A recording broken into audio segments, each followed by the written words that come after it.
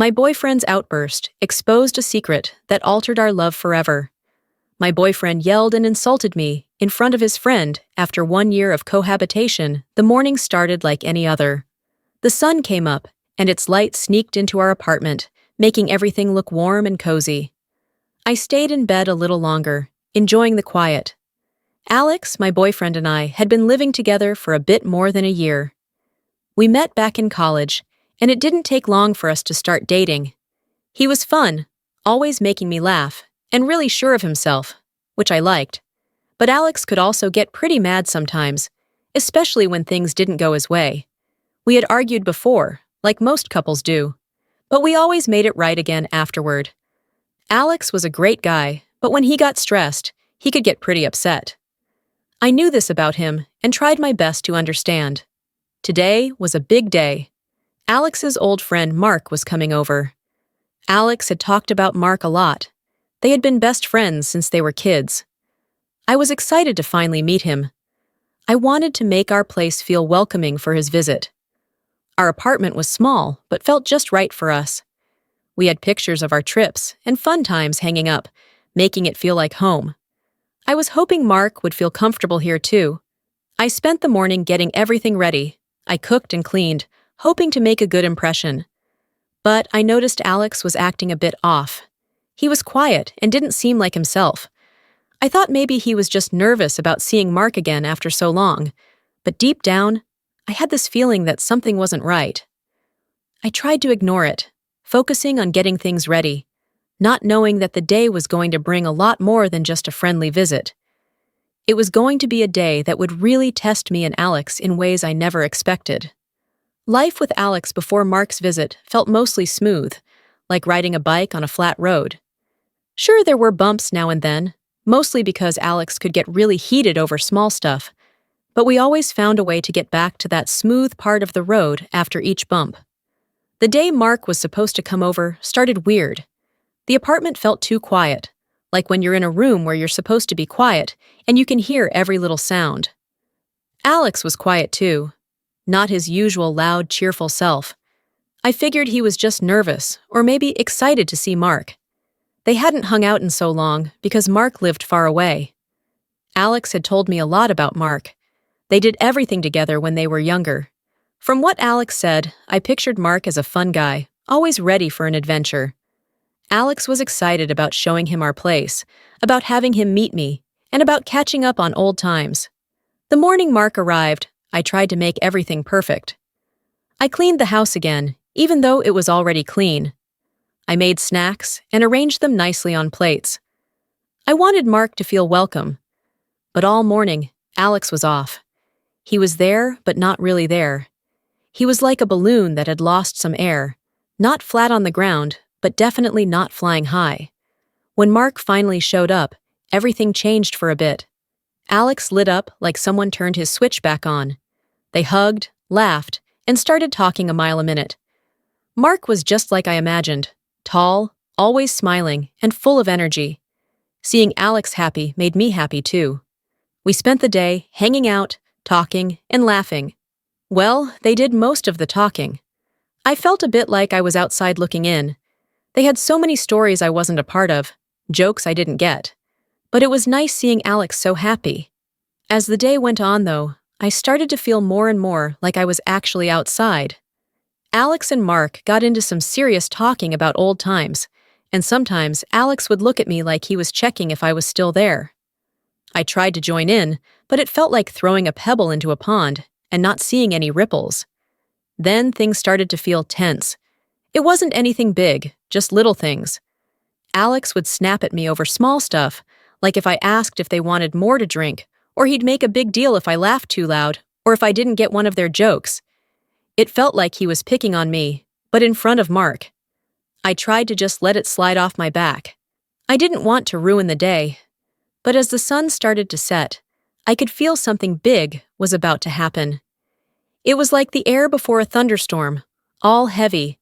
We were all sitting around, the room getting darker, and that's when it happened. Alex turned on me over something so small, I can't even remember what it was now. But his words were big and sharp. They cut right through me, and I couldn't hold back the tears. I ran to our bedroom, feeling like I was in a bad dream. I lay there on our bed, crying and trying to understand what just happened. Why did Alex get so mad? Why in front of Mark? It felt like everything was broken, and I didn't know if we could fix it. Lying there, I realized that this was more than just a bad day. It was a sign that something wasn't right between me and Alex.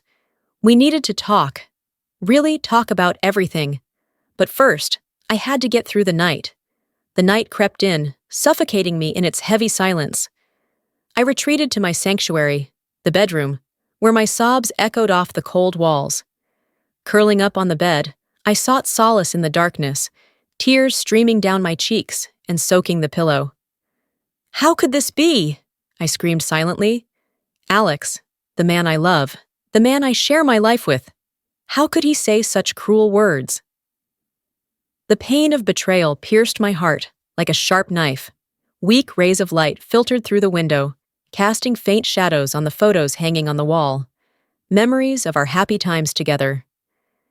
Now they seemed to mock me, a reminder of a happiness that felt like a distant past. The warmth, the laughter, the gentle hugs, all of it vanished, leaving behind an endless void. The small bedroom, once our safe haven, felt suffocating and alien. Throughout the night, I tossed and turned, my mind racing with thoughts of Alex's words. Why was he so angry? What did I do wrong? The more I thought, the more trapped I felt. Sleep evaded me, leaving me only with haunting questions and a dull ache in my heart. The next morning, I left the bedroom. The apartment was silent. Alex wasn't there. He must have left early, maybe to avoid talking about what happened. The quiet felt like a relief and a weight all at once. I made myself some tea, the warm mug in my hands, a small comfort. I sat at our little kitchen table, staring out the window, lost in thought. I replayed the incident over and over in my head, trying to make sense of it. How did we get here? How did a simple day turn into a night that felt like it might change everything? The questions kept coming, but the answers were nowhere to be found. As the day went on, I kept busy, cleaning up the apartment, trying to clear away the reminders of last night. But it was more than just the physical mess. There was an emotional mess to deal with too. I knew we couldn't just ignore what happened. We needed to talk, really talk about everything. But I was scared. Scared of what Alex might say. Scared of hearing that he didn't love me anymore. Scared of finding out that our relationship was broken beyond repair. When Alex finally came home, it was late. The tension between us was like a wall, thick and unbreakable. We barely looked at each other. Dinner was a silent affair, both of us lost in our own thoughts. The silence was loud, filled with all the things we weren't saying.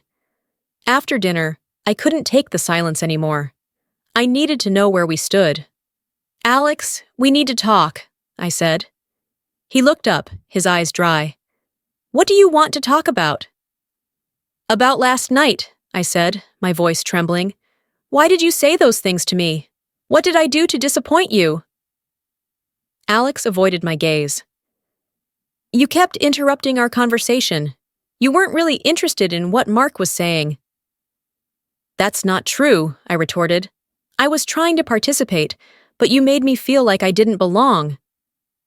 Tears welled up in my eyes again. Seeing this, Alex sighed. I know I behaved terribly. There's no excuse for the way I treated you." Finally, he acknowledged his mistake. A small glimmer of hope flickered in my heart. "But why?" I asked. "Why were you so angry?" There was a long pause. Finally, Alex spoke. I was just stressed out about work, and Mark's visit made things more complicated." Alex's confession took me aback. "Stress?" I repeated. "Why didn't you tell me?" "I didn't want to worry you," he replied softly. A mix of sadness and disappointment washed over me. We had been living together for over a year, and yet Alex didn't feel comfortable sharing his problems with me. A sad and disappointed feeling filled me up, like a bad drink that left a yucky taste. We laughed so hard our sides hurt, cried on each other's shoulders during tough times, and built a future together piece by piece. But here at the kitchen table, the place where we'd had so many meals and shared secrets, there was a stranger sitting across from me. It hit me like someone punched me. Alex, the man I thought I knew, the one I told all my deepest secrets to, kept his troubles hidden away like a locked box I couldn't open. The key wasn't trust, because we trusted each other after all we'd been through. No, it was something else that was missing. He didn't feel okay being open with me, letting down his guard and showing me the worries that bothered him. Did he think I wouldn't understand? Did he doubt I could be his rock, his best friend, the one person who would always be there? That thought hurt even more.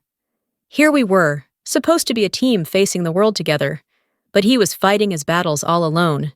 This wasn't just about the fight, it was about the whole thing we had together. We were supposed to be partners, not roommates who lived together comfortably, but didn't really talk.